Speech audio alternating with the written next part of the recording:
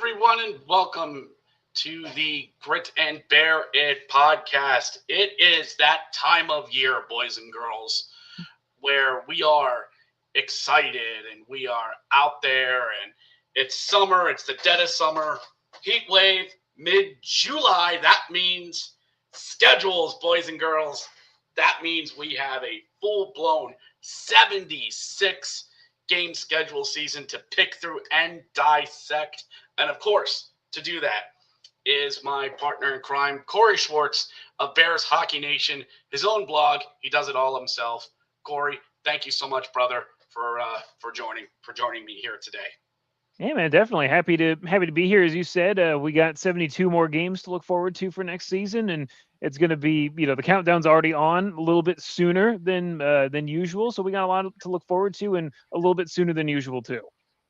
So, for some of you Bears fans, intelligent Bears fans that are watching this or listening to this, the Bears are starting a week sooner. That's because the NHL is starting a week sooner because of the collective bargaining agreement. Less training camp for the NHL. That's went from 6 games down to 4. One of them at Giant Center this year, but that's another show, September 21st. But because the NHL is starting earlier, that means we start earlier. So that is why it's the first weekend in October as opposed to the second. A lot of old school Bears fans will know that usually Bears hockey started around the first weekend, but typically the Bears would always start out on the road.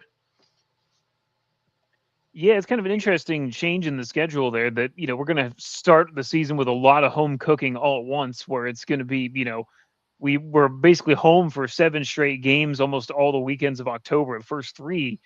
And, like you said, a little bit earlier, NHL is moving up to 84 games. The preseason schedule is a little truncated this year compared to what we saw in the past. And that's a good thing for us because we get back to hockey a little bit faster. And, also by virtue, that means it'll be a slightly shorter spring summer if the Bears will make the Calder Cup and, win it again. There will be no more June 24th that the Calder Cup is lifted. That's gonna be a thing of the past, at least by a week. Not too terribly less, but still enough that we'll be feeling the impacts a little bit, and that's okay. Yeah, I don't have a problem uh, with with everything starting sooner. I'm more than happy to have the playoffs end a little bit sooner. I think the playoffs ending at the end of excuse me here for a second. I think the playoffs ending at the end of June is a bit ridiculous. Actually, it's a lot ridiculous, but that's just me. So we are. Sorry, I'm getting sidetracked. Sorry. Oh no, you're good. I do have a good thought for you if you want me to just. Go for it. Working on something. The one thought that I had was when I was posting clips on my Bears page about on this day and X date or Y date or whatever. It was kind of interesting because like you go back and look from when the Bears won the Calder Cup in 2010 with that 4-0 win over Texas versus Matt Strome's goal in 2024. You sort of have the ends of the extreme. Or even like 2009 was even sooner by a few days type of thing. It was impressive because it's like you kind of took for granted how how late that so there's always something that plays into effect in different ways, but how how much sooner that this really ended. And it's something that I think the AHL kind of got away from for different reasons. And I think it's kind of good they're kind of reining it back, even if it's just a week. It'll still go later than that, of course, but reining it in even by a week does wonders for everybody. Everyone's usually pretty tired after 2 months of playoff hockey with the play-in round and all that stuff that adds on to it. Totally good thing, I think, to sort of rein that in by just even a week. Yeah, even I'm like, once my teams are no longer in it, by the time June hits, I'm like, okay, all right, I'm ready. My wife is watching Banana Ball a lot more than she's watching hockey, so we're just, we're done here. Let's pack up camp and let's go.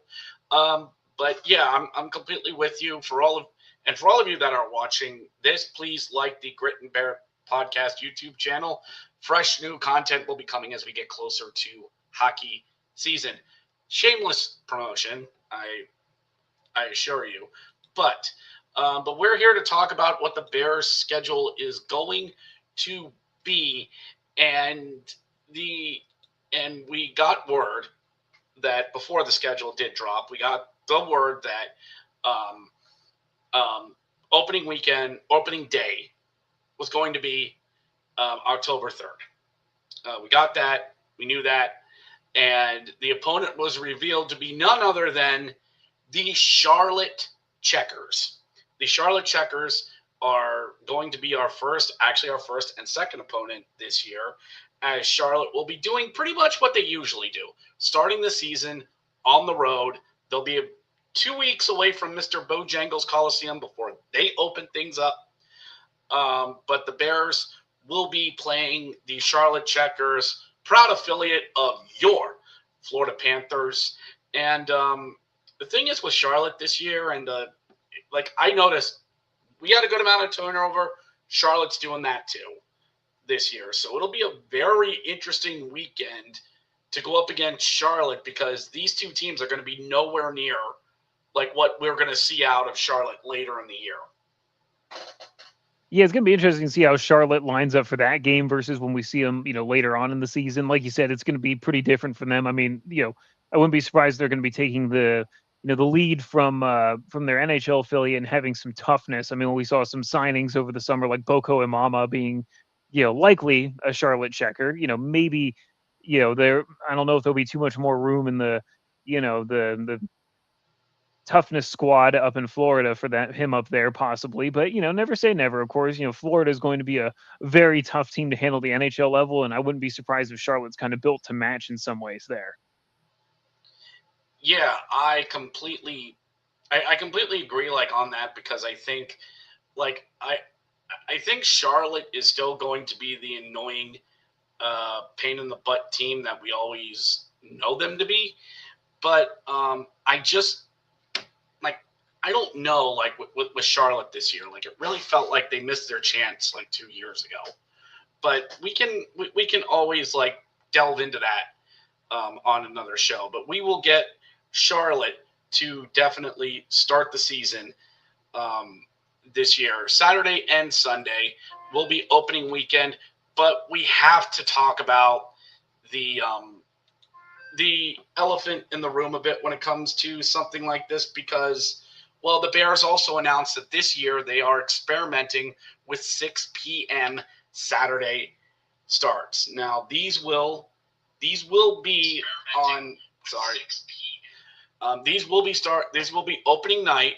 We'll have another one in October, and then these will be done throughout the winter after Christmas Candy Lane closes. There was concern, with a friend of mine and a few others in Bears Nation, that this was going to happen with Christmas Candy Lane, which closes usually around 9 or 10. That would mean Bears getting out and the park letting out, which, if you know, that's never a good idea. So thankfully that's not going to happen. I don't mind it.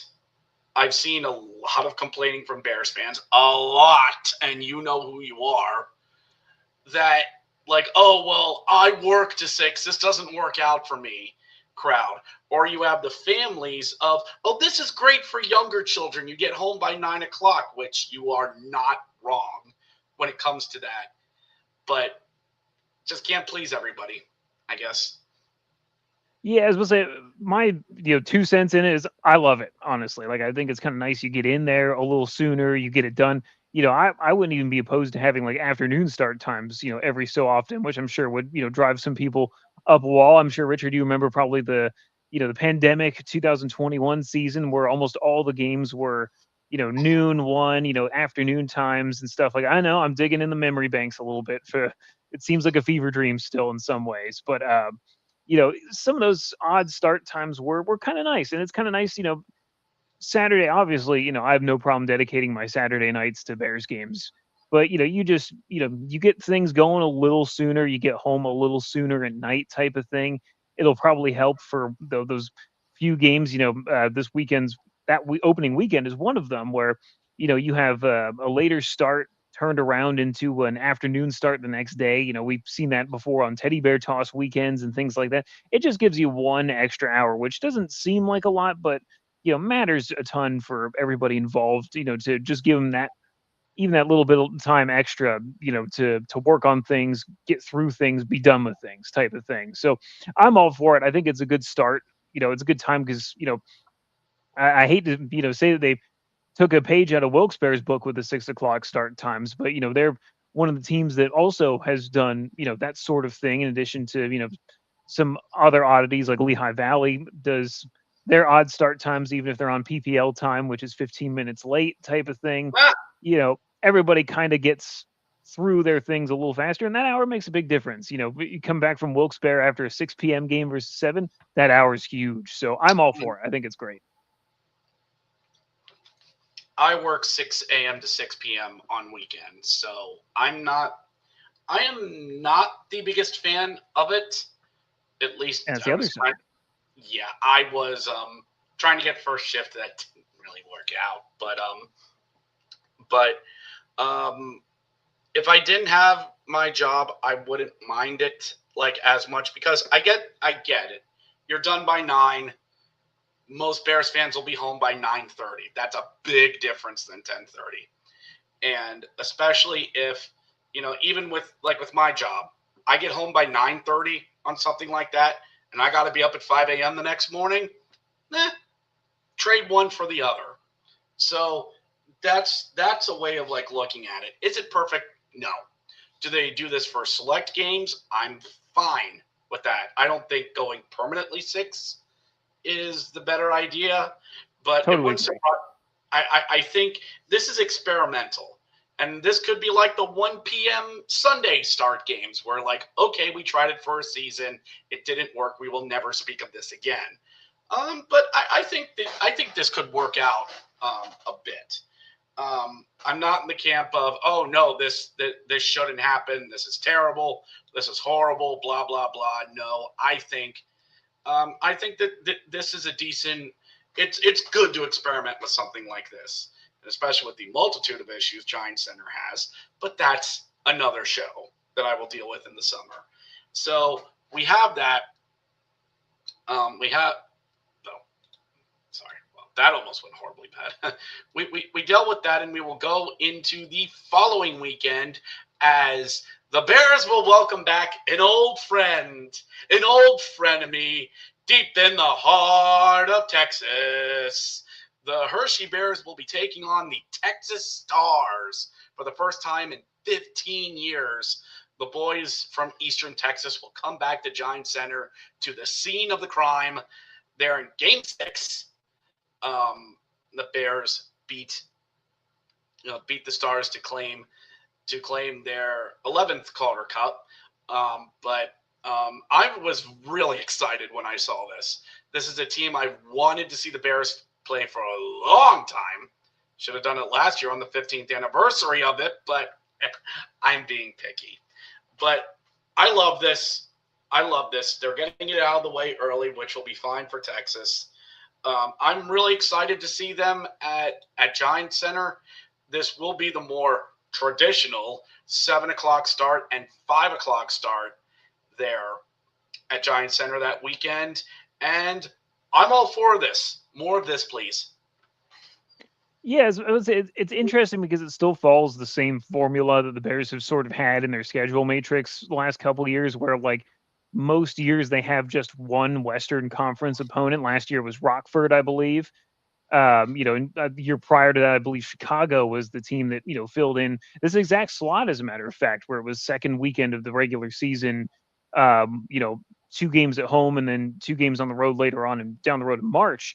So it's like you said, it's really nice that it's Texas this year. Like you said, it's the first time they've met since the 2010 finals, first time in the regular season ever, which is, it's kind of hard to believe it's taken this long. But, in some ways, you kind of wonder why just them. Would it be okay to try for other teams in the same season too? But, it is nice to get one of these, highlight on your week, your calendar, is a must-see game. You don't see the matchup very often.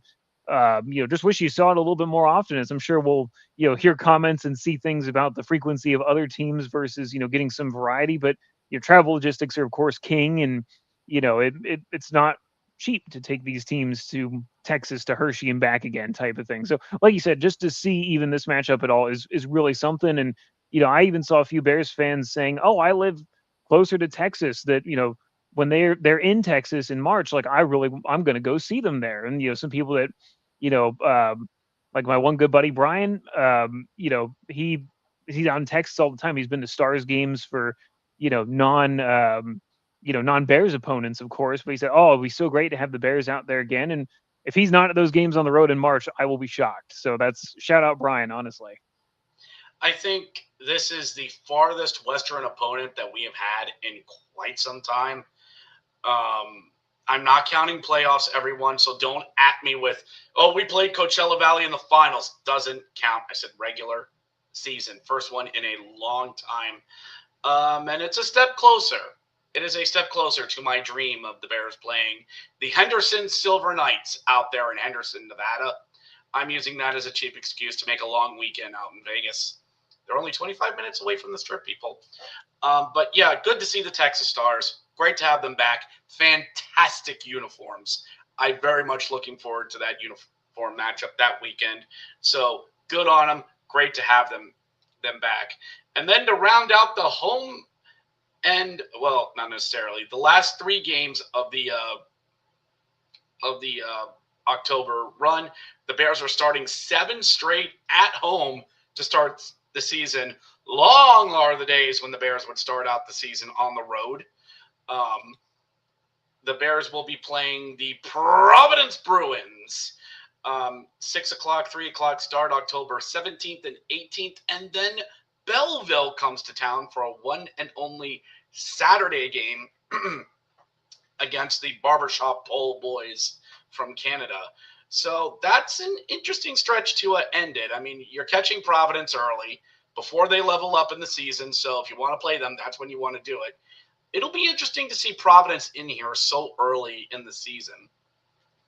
Yeah, Providence has always historically been a measuring stick opponent for the Bears. It's you thought about it both, the 3 times I think it was at the beginning of the season last year where the Bears were the first team to beat them on the road. That sort of thing. That was a big step for that team. Ultimately didn't quite show where they wanted to be at that point. But, and then again in, I guess it was late November, early December, I believe, where, the Bears lost to them twice, and you kind of realize, put you back on back on planet Earth type of thing. But one thing I do want to note about this schedule that I thought of today leading up to our show here was that Matt Strome mentioned, I believe it was Matt Strome, end of the season, that the stretch the Bears had at home last summer or last season, I want to say this would have been like November, December, probably type of thing, where they were close, they were able to practice a lot.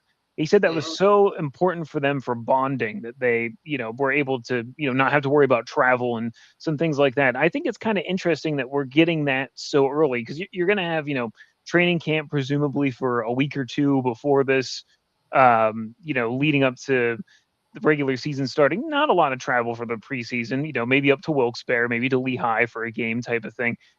This will be a big stretch to see if maybe the Bears can kind of get that bonding done early and maybe have a better first half of the season. Not that they were terrible last season, but just to be a little bit better, to get that bonding, that sort of trust building stuff. Because there's you look at the schedule, it's Saturday, Sunday, the whole way through. You got 5 days between sets of games here. Like that's fantastic. They've almost never had that, so it's a really good thing I think this early in the season to maybe see if maybe that happens a little bit faster as a result. But like you said, you're not getting too far ahead of yourself. Those 3 games there, all of them are tough.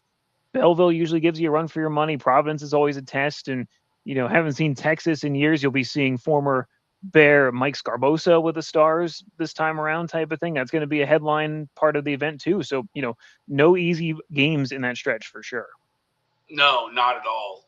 And, for people wondering, it's only a 2-2 with Providence this year. So if you want to see them, get your butt to Giant Center that weekend because that's it. for Providence at home. We will not see them again until January 8th. And then the second game for that will be on April 9th. So really elongated to where we stretches against Providence. Again, a team that the Bears have always struggled against. So at the end of October, the Bears will hit the road for a 2-game set up in upstate New York and Canada, as they will take on the Rochester Americans and the current reigning and defending Toronto Marlies up there at Rico. No, it's not Rico Suave Coliseum anymore, but they're at Coca-Cola Coliseum.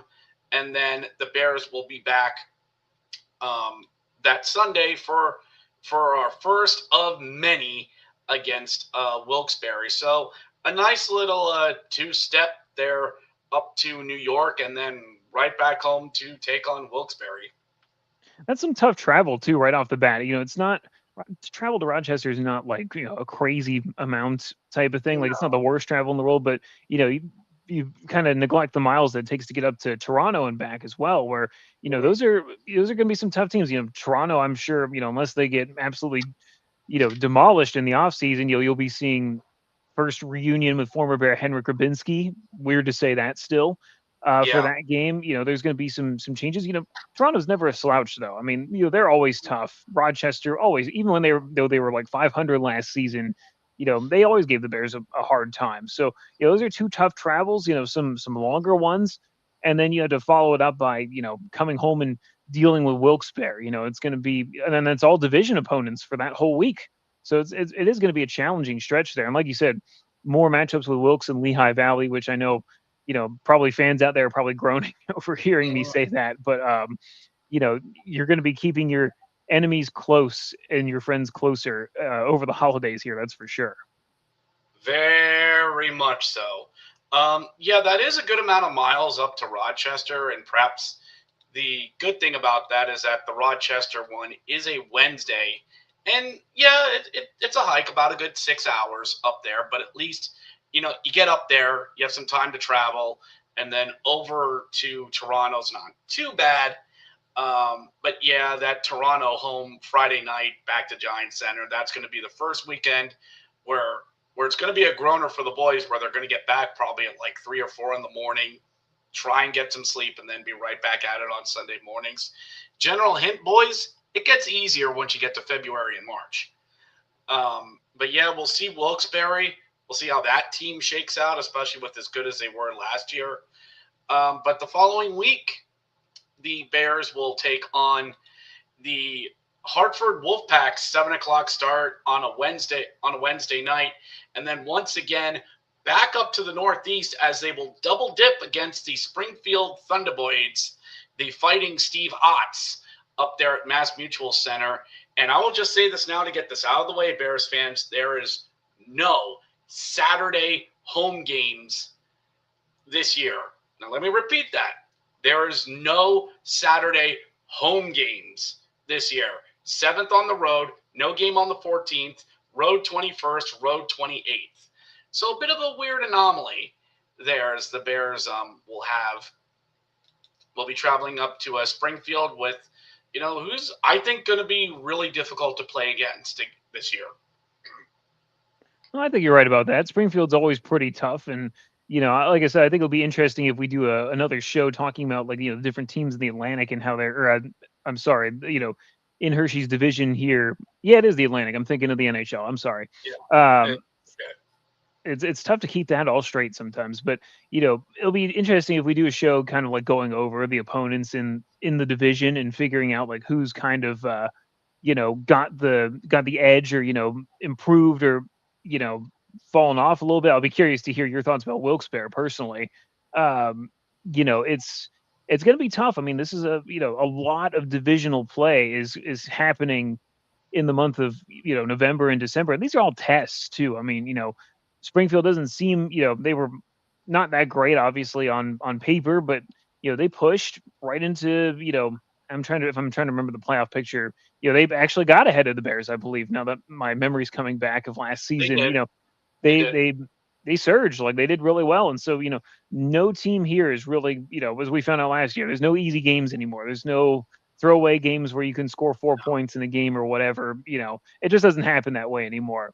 So, like you said, it's going to be tough because you're traveling up and back and then up again within the span of a week.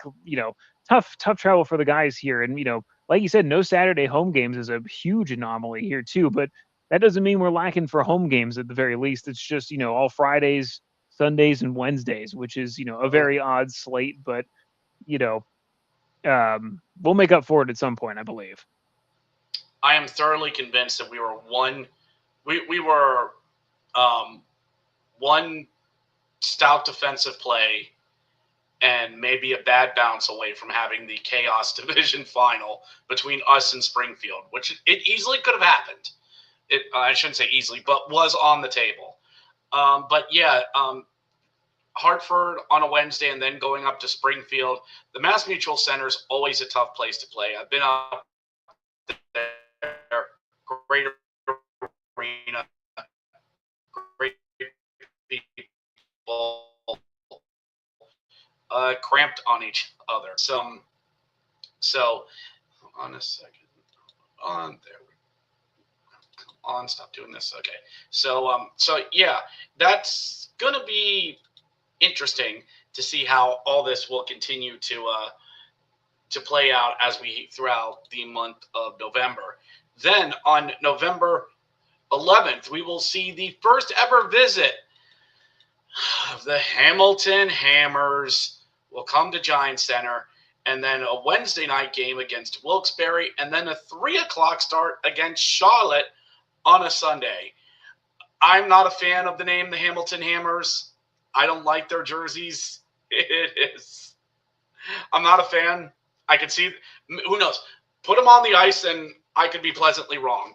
But we will welcome the newest team to the league in the Hamilton Hammers on the 11th.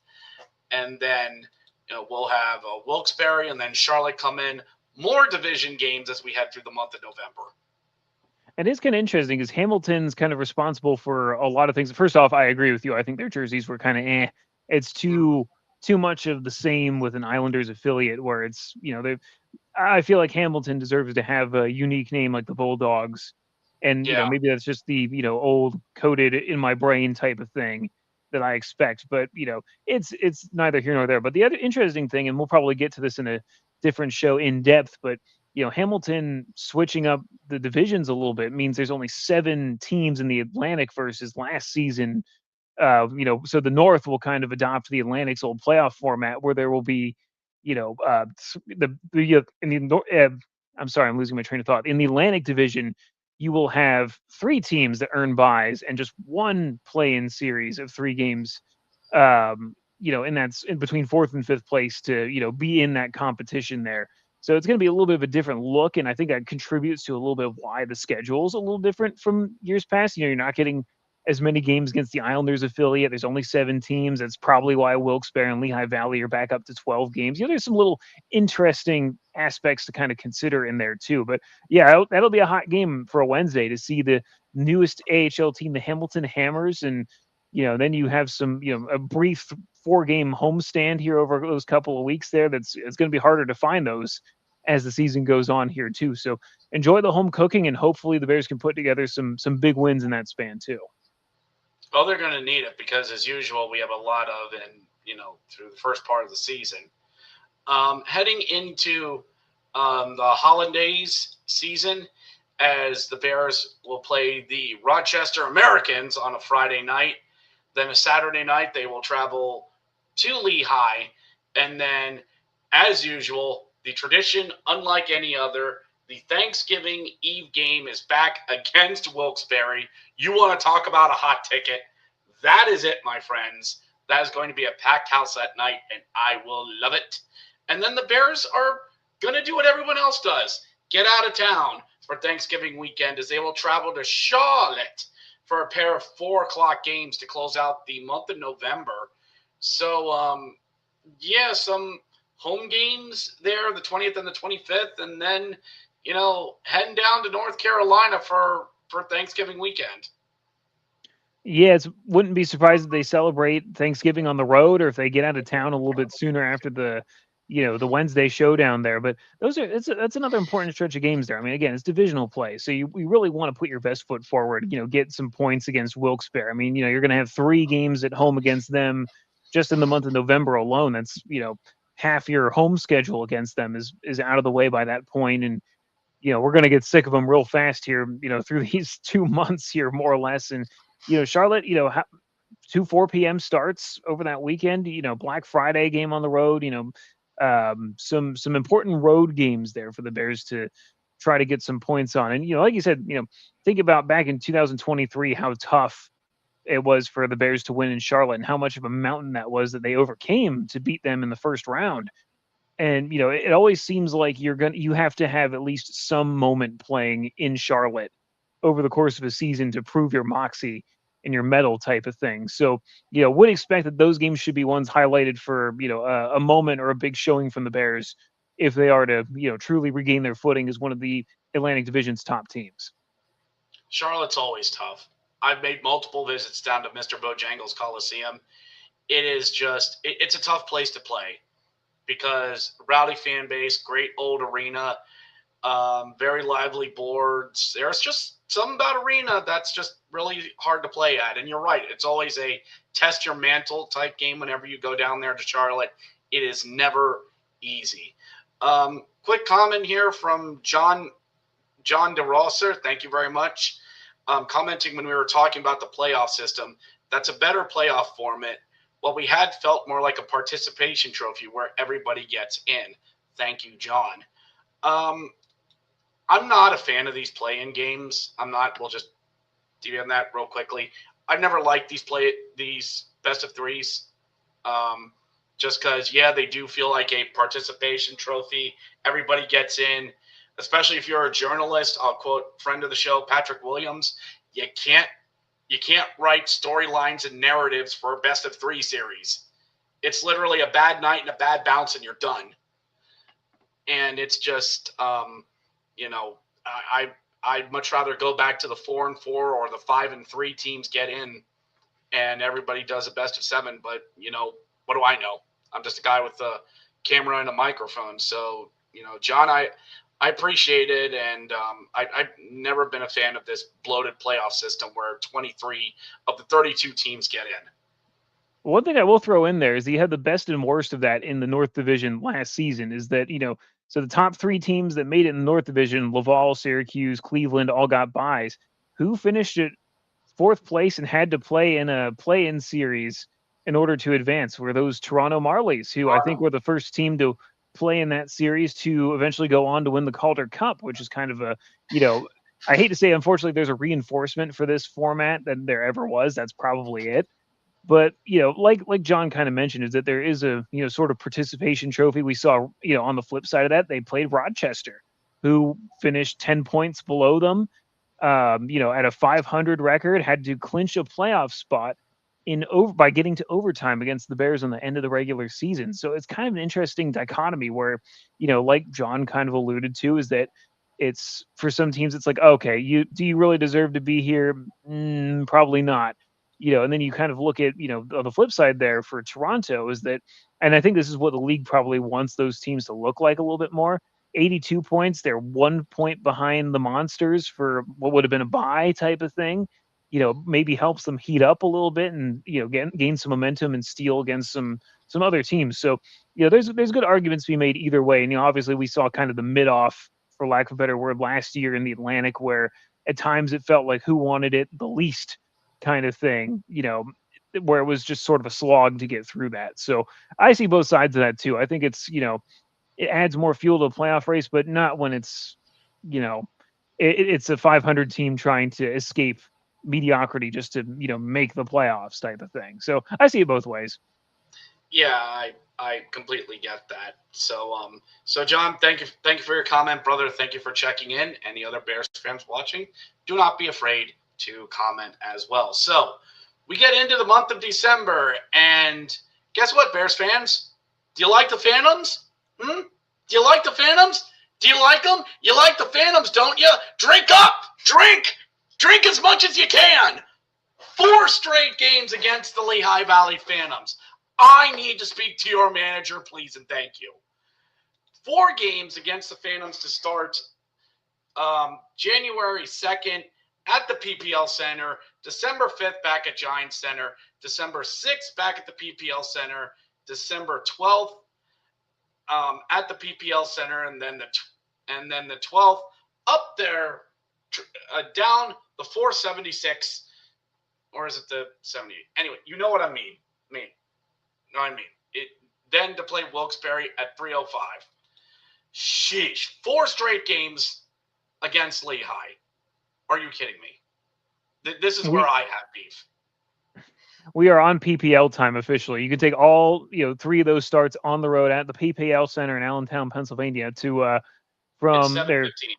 Yeah, I was supposed to say it's 7:15, 3:15. Disregard what it says. It is 15 minutes, not 5. So you will have your Lehigh Valley and you will like it. You're going to be dealing with these guys. And the good news is that after I think this actually is the first time all season the Bears will see the Phantom. No, they had one in November there on the road as well. We talked about that already. But still, that's a month and a half without playing Lehigh. So exactly, that's 4 out of your 6 games in Allentown are done by December 11th. So that's the only good news is that you will have your fill and then hopefully none of it for a little while. And that's good news.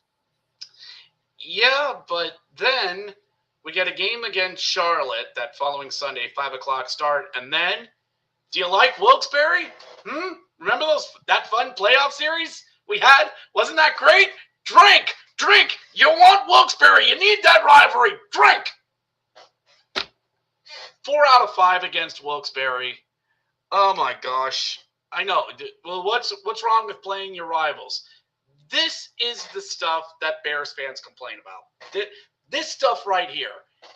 8 out of 10 games against specifically 8 out of 9 specifically against Lehigh and Wilkes-Barre. This is the crap that Bears fans complain about, and are rightfully so about it.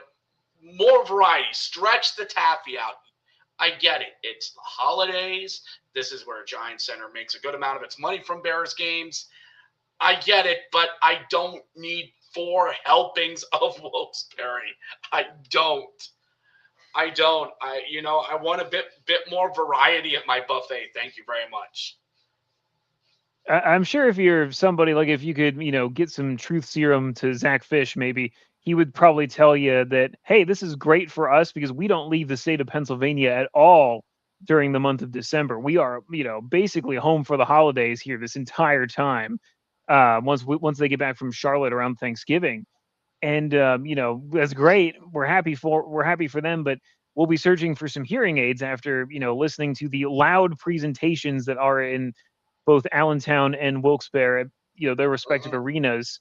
Those are 2 loud buildings, and that's going to be grating. And in some ways, if you want to look at the positive side, this is a playoff style schedule between those 2 rivals where you will have to either push or push back, and it will create some instant hatred when anytime you play a team 4 times in a row like that, Lehigh and Wilkes-Barre in particular. But you've already seen Charlotte a few times by this point, 4 times I think for them. So these are some teams that it's going to bring some instant hatred. Even Rochester, they will have seen by this point too. So not quite as much, but these are all ones where it's going to be known quantities, tests in that respect, and just like last season where the Bears kind of fell off in mid to late December in a lot of ways.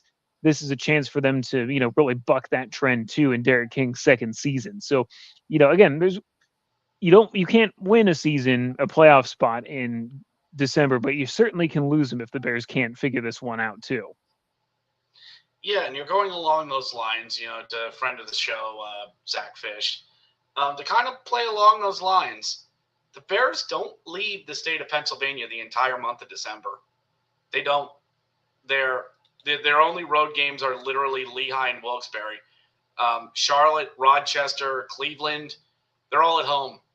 So just along that lines, the entire month of December, the Bears are not leaving Giants Center. But hey, it's the most wonderful time of year. I keep getting told in holiday songs.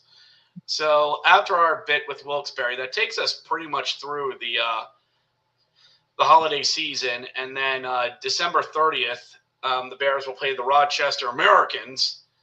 I think that'll do it for our home slate against Rochester this year. And then we head into the new year and calling it right now, January 2nd and 3rd.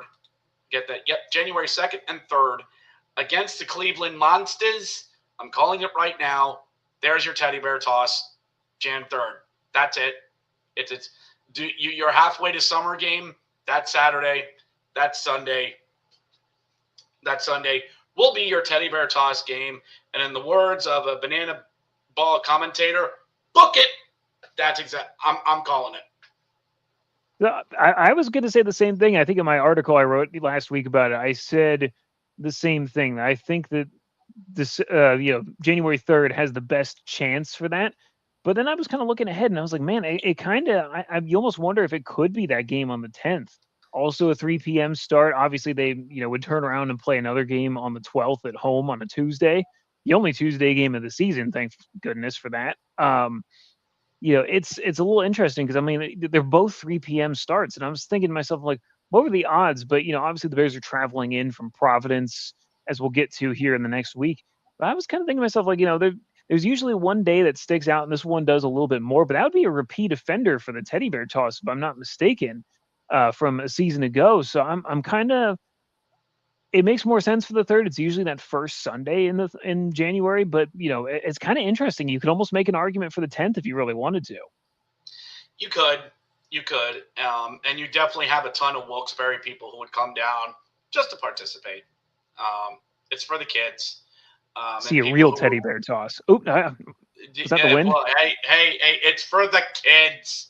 Doesn't matter if 300 or 900 or nearly 100,000 gets thrown on. It's for the kids. No one's keeping score. Nobody's keeping score. Anyway, but yeah, I think I could see that 3 o'clock being Wilkes-Barre, but knowing probably that Saturday probably has something going on at Giant Center, so it's just too good with Cleveland. It really seems like it's there. I agree. But hey, could be pleasantly surprised. Find out sometime next month. So then the Bears, if you're going to follow for this road trip, my friends, pack up your toques and winter coats as the Bears will go to play Hartford. That should be on I got to pull up the calendar on my computer here for this. But that will be a Wednesday in Hartford, 6:30 start. Ugh. And then a Friday 8 o'clock at 7:05 start there in Providence. So, oh boy, that's a tough one after spending nearly a month at home to go for a Wednesday in Hartford and a Friday night in Providence. That's a rough one. Arguably the coldest times of the year too. I mean, that's these are the bitter cold and some of the coldest places. I'm getting cold just thinking about it. And we're talking about it here in July.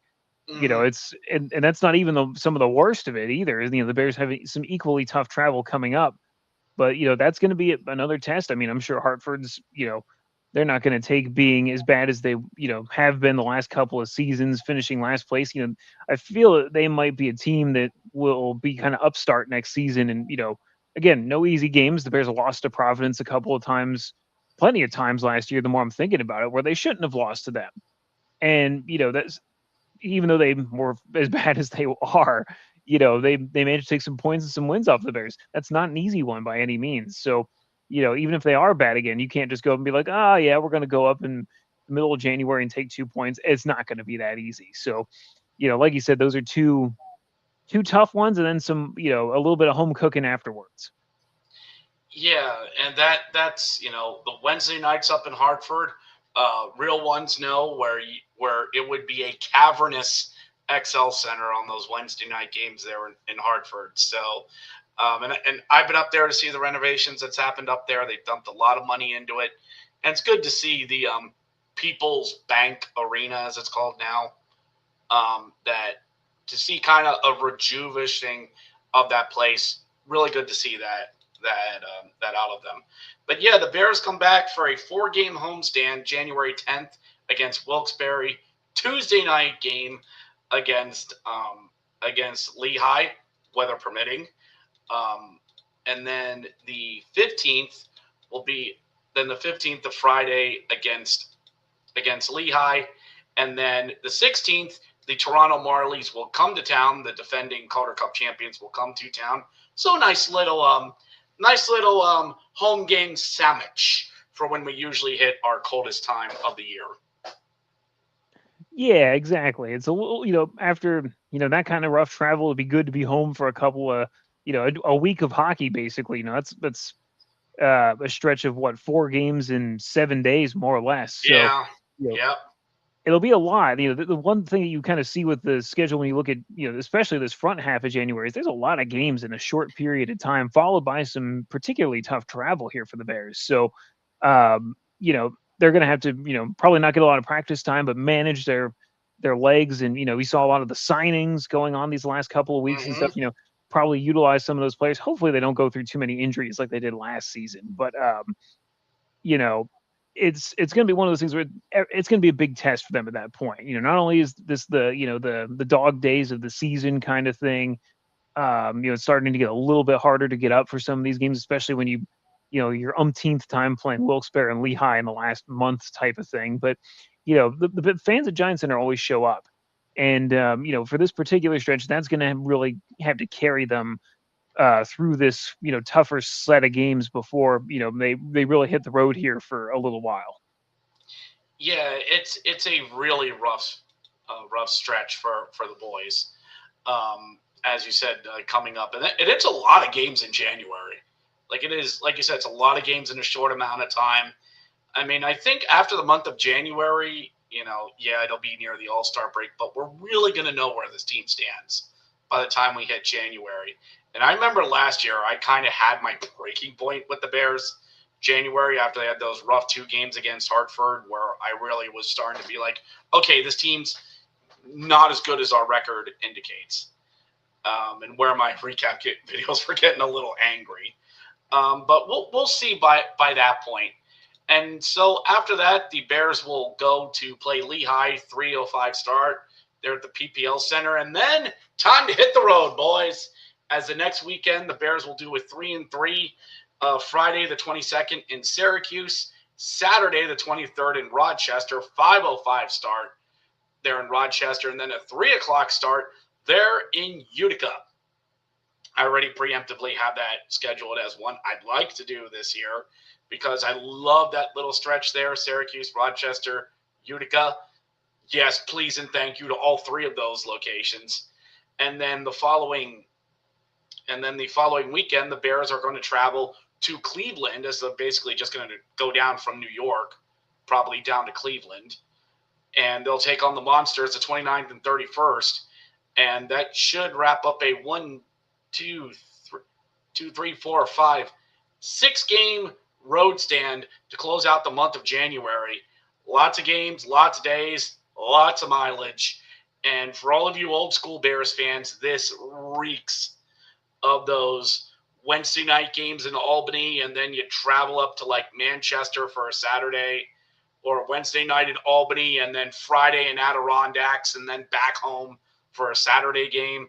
Real Bears fans know about those trips, but yeah, that just reeks of really cold bus, cold cars. Where's the nearest Tim Hortons? Because I need something warm in my hands. Well, what's kind of nuts about this is that, like, I kind of underestimated this a little bit looking at it, is that, you look at the front half of January and you say, oh man, it looks like they play so many games, and they do. Don't get it twisted, but in this little stretch of games, thank goodness this first one is not a lot of travel with the, Lehigh, Toronto, and then in Lehigh. But this accounts for 2 of just 3-3s that the Bears play this season too in this little stretch here. It actually looks like it's a little bit better because they have, 4 days between the Lehigh to Syracuse, and then from Utica on the 24th to Cleveland on the 29th. But this, is just a brutal stretch of games, and 3-3 with travel is that's going to be some of the hardest hockey the Bears are going to play to really get through that stretch. It's going to be, like you said, you are going to be looking for any bit of respite that you get during that stretch. So, a lot for them. And then Cleveland is, very difficult travel too. So, it's some of their most difficult travel to get through. But, like you said, we're going to be, seeing who this Hershey Bears team is through that stretch. And thank goodness February is much lighter as a result. So it's a lot of pain now for some gain later on. Oh yeah, and I've done those trips. They are not easy to do, and especially where up in New York, that is you're asking for snow during that time because I've been up there for those lake effect Syracuse storms. You get nailed pretty quickly. But it will be interesting for that stretch of the season. I'll be very interested to ask Zach that for our annual August interview. So we go into February, probably the last game before the All Star break. The Bears are back home against the Phantoms. 7 o'clock start at Giants Center on February 6th, on February 3rd, and then February 6th. They will take on the Springfield Thunderboys, probably last time around at Giants Center. They'll be playing them. And then the following weekend, Hartford comes into town to double dip on a Friday and a Saturday, as then the Bears will return the favor the following weekend for a Friday, Saturday in Hartford. So 4 in a row against the Wolfpack. Yay. But those are all division games. So if the Bears need some time to try and get back in it, there's the weekend to do it. Yeah, I was about to say I was expecting you to take your water bottle out and say, "You want it? You're going to drink up and have the Hartford." And Oh, you you like Hartford? We got Hartford flavored soda in the back. We will. You want some? It's full of bitterness and regret.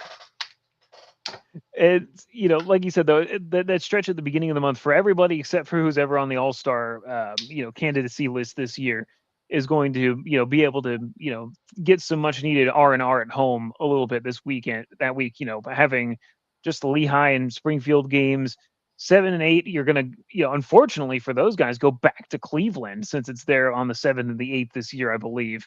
So you go from being there to go heading straight back there right afterwards to handle it that way. Someday the Bears will get the All-Star game again, which will be very nice. But you have the games in Hartford. That set where it's like you said, it's going to be a playoff set. It's just going to be like the Lehigh and Wilkes-Barre ones in December that we were talking about, where it's again a test of where you're at, a test of where these two teams are at. And like you said, in these stretches, no one's going to feel sorry for you. That oh, you're playing your umpteenth amount of games in this stretch. So be it. All the points count all the same. So for this Bears team, it's especially for some of these young kids that are coming in for the first time, they're getting their first taste of what an AHL schedule really looks like. And for better or for worse, they're going to be pushed and stretched to their very limits in some ways with all the little intricacies that go in there. And for the Bears, you're watching it right now. You just have to hope that they can build some solid depth and be able to counter these sorts of things when they come up, with the right group. So lots of important planning going on right now. That's for sure. Oh, definitely. And did they announce where the All Star game or who has it this year? It's Cleveland. Oh, Cleveland. I think it's on Delightful. the 7th and the 8th. So they had to go from that Yeah, Springfield game to Cleveland for the All-Star game, skills competition on the yeah. 7th, and then the game itself on the 8th. Nice. Good for them. Moving on. But yeah, yeah. So that's you'll have a bit of a respite here as you're coming back home.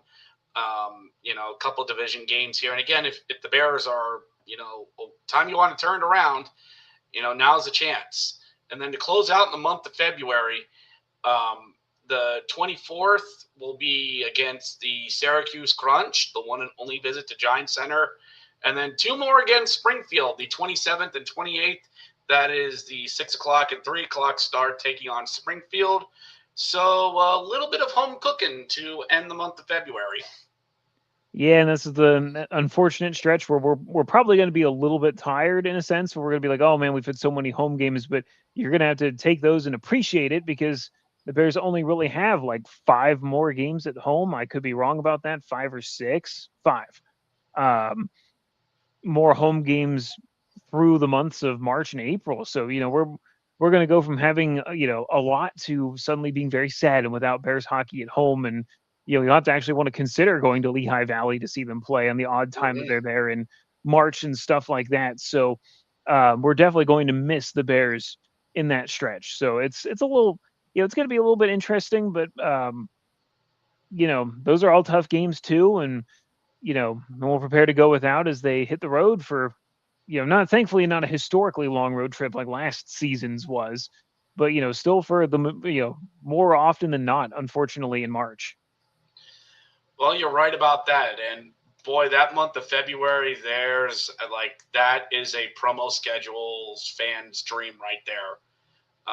Because God, that screams for a specialty jersey during some of those times. Like they'll bust out a weird one during those. I can just absolutely tell. So yeah, you were right, Corey. As we head into the month of March, as the next 7 of 8 will be on the road. As March 3rd, the Bears will travel up to Wilkes-Barre to take on the Baby Pens, and then head out to Charlotte for a weekend trip. 4 o'clock starts and 1 o'clock starts there in Charlotte, as is their right and custom. And then a March 13th at Lehigh. And then the Bears are back March 14th to take on Les Rockets de Laval. And then speaking of Canada, the boys will head right back out to Canada the following Wednesday to travel to the new TD Coliseum where the Hammers play. And then they'll take on Belleville the 19th. And then in Quebec for 3 o'clock start against Les Rockets de Laval. So very heavy road course. I think I read like the last 15 out of 19 are all on the road for the Hershey Bears. So we expect that in the month of March, but there it is, and there's a lot of it. It's kind of interesting the difference in the Canadian trip this year too, because last year we saw them play Belleville twice, and then Mm-hmm. Laval, and then Laval was sandwiched in there, and then I think Toronto was right afterwards. This year it's a little bit different because Hamilton kind of usurps that. There's only 2 games against Belleville this year after being 4 at least the last couple. Yeah. Um, so that's kind of another pocket of areas where the games that were lost probably go back into feeding more of Wilkes-Barre and Lehigh Valley in some ways. Mm-hmm. But just logistically makes more sense, of course, I'm sure, with the way the schedule is this year. And the less time you have to spend in Canada for the Bears, it's so far away type of thing, the better, honestly. So, it'll be the first time the Bears have been up in Hamilton in a very long time. And, Very much so. um, it'll be interesting to be back at the scene of the crime where the Bears, won the 1997 Calder Cup. Oh So that'll yes, be kind of cool too. the Fighting Messiers up there. And a line on commentary I can't say any more today. But yeah, going up to see Hamilton again to take on the Hammers. The PWHL team there in Hamilton is going to have a much cooler name than them. I'm calling it right now. They are. But yeah, and it's really odd to do a Canada trip in mid-March. Usually when you think Canada, it's like mid-February, mid-January.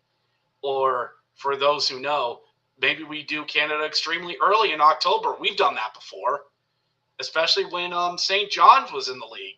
We'd head to Newfoundland in October just to get it out of the way. So it's weird to see that. And it's definitely one I've circled with my friends if I could, get a passport in time. It's one I'd consider doing. So yeah, it's just interesting to see that. And by the way, the trade deadline weekend will be when the boys are in Charlotte again. It always seems, well, I know the Bears are always on the road when that happens, but it always seems like it's down in Charlotte when that tends to happen. So, so to finish out the month of March, the boys come back home to take on Utica for the one and only time at Giant Center on the 24th. Head out to Wilkes-Barre the 26th. Return the favor on the 27th, back home at Giant Center.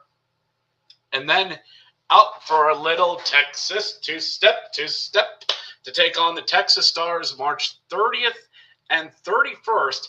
And for those of you who don't have a calendar in front of you, that is a Tuesday and a Wednesday, 8 o'clock local start time. So a rare Tuesday, Wednesday game, but I know that's pretty much the norm for a lot of Western Conference opponents. Yeah, it is a little bit of an unusual schedule, and like you said, you go from Utica at home, thankfully, a week at home to, suddenly this where it's like, oh, hey, 8 p.m. start times Eastern time for us is, the latest start time we're going to have all season. Thank goodness, it's almost going to be like reliving those playoff games down there when the Bears won three straight in Texas in 2010 to, come back with a 3-2 series edge type of thing where, if you remember that game five right before Alexander Giroux's goal was just before midnight. Those games went pretty Mm-hmm. long. So Yeah.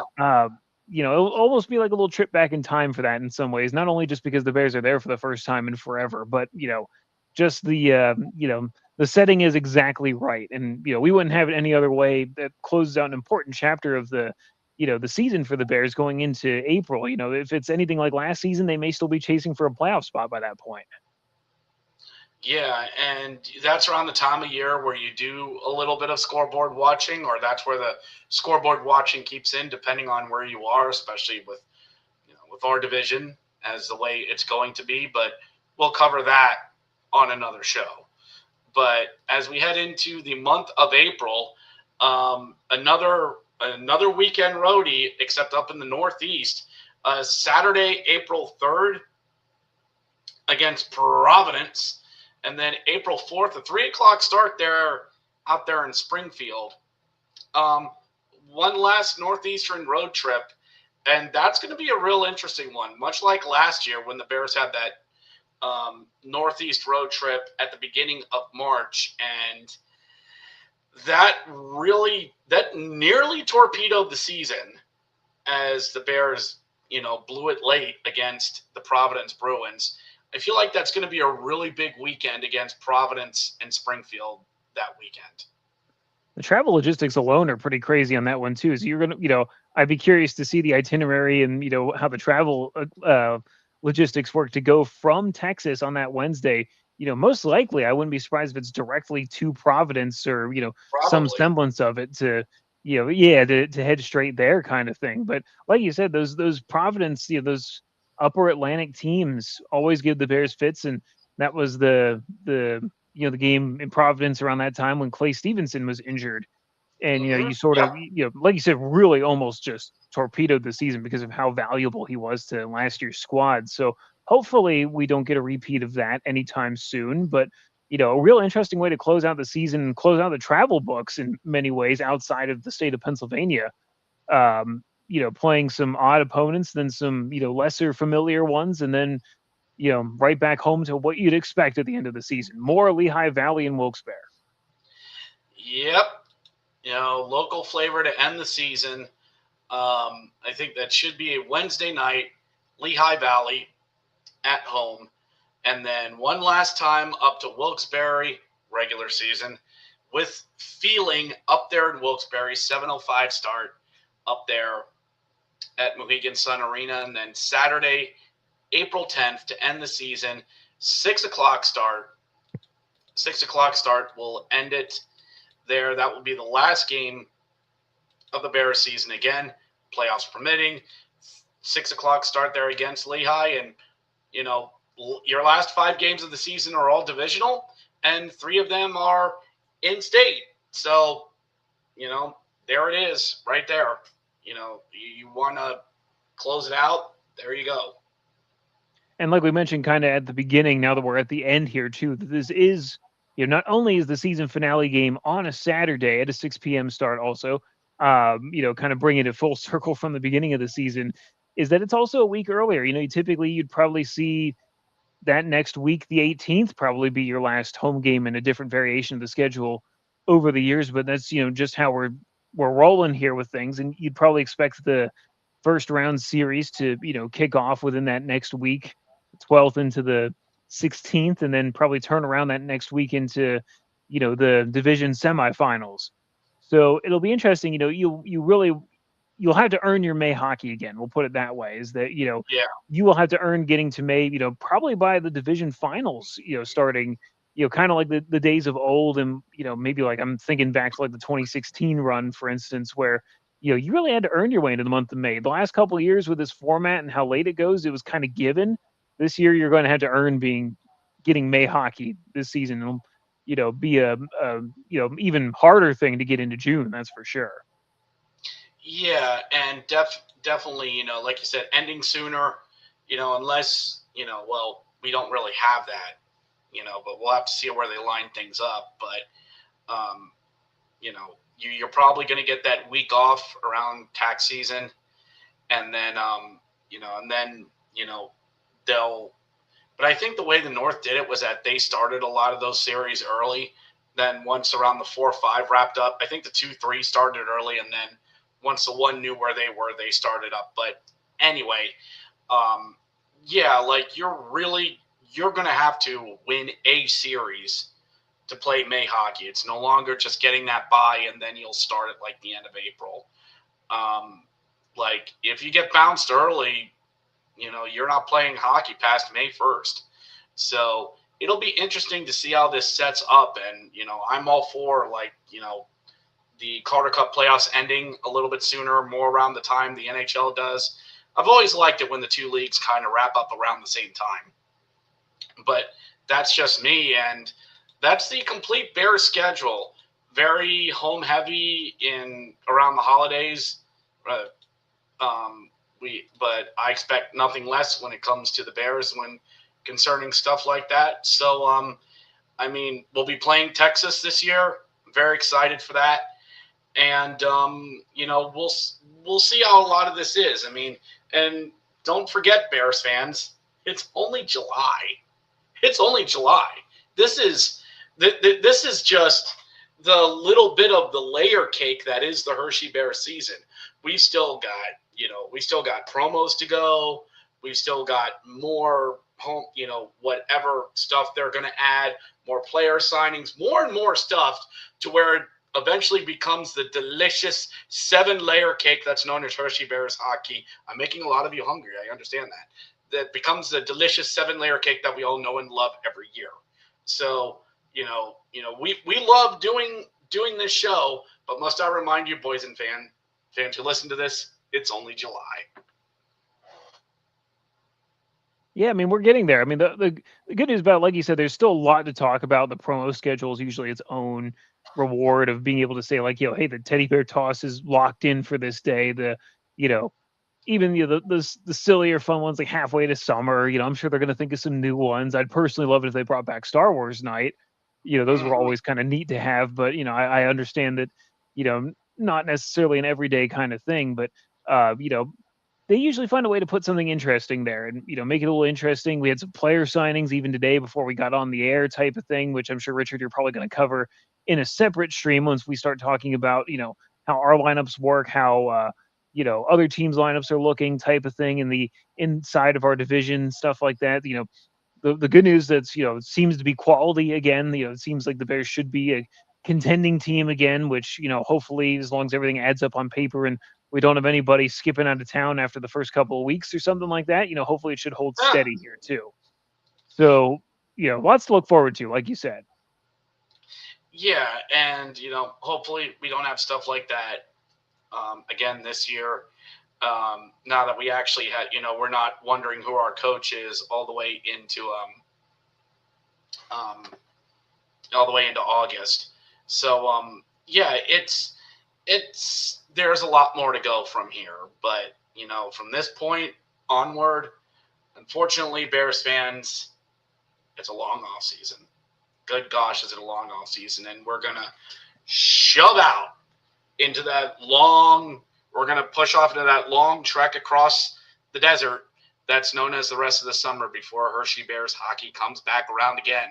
And that'll do it for the Grit and Bear It podcast this week. But before we go, Corey, why don't you tell Bears fans where they can find you and what you're doing? Oh yeah, it's always the usual spots. Bears Hockey Nation. We're doing a lot of stuff over the summer. We're probably going to be doing, I think the next big thing, as long as the Bears stop signing players and I can finish writing it, is talking about where we're at with the how the Bears lineups looking ahead of time. We're going to be doing some crystal ball looking to see how the lineups looking and how some of these pieces fit together with the team here. So we'll be doing stuff all summer long, saying thank yous to some of the guys that departed still. We did a couple last week and I have a couple more in the pipeline ahead of time. So, we'll have plenty of good reading material over the course of the summer, and hopefully I don't dry up too much in the month of August to, keep pumping that out ahead of the time with the season starting. So we'll be doing lots of stuff there over the summer. Yeah, great to hear that, Corey. As usual, love having you on, man. Love having you on, brother. Love doing this show every year. We'll get together again, and we'll look down the teams as we'll get closer to once hockey rolls back around. We'll be doing this once again closer to the season. And the Grit and Barrett podcast is not going anywhere during the summer, ladies and gentlemen.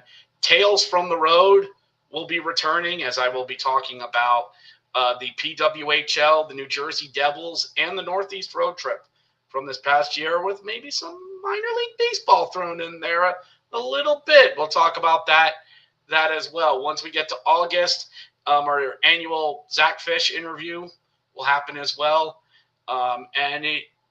Make sure you subscribe to this podcast wherever you get your podcasts. Go check out the Mike Vecchione interview we did last month in June. Oh, he was such a good sport. To be able to do that as well. And as usual, I just want to, before we do go, want to talk about some very serious, for those of you that are watching. I've written a book called Firechild. It is a swords and sorcery quest fantasy book.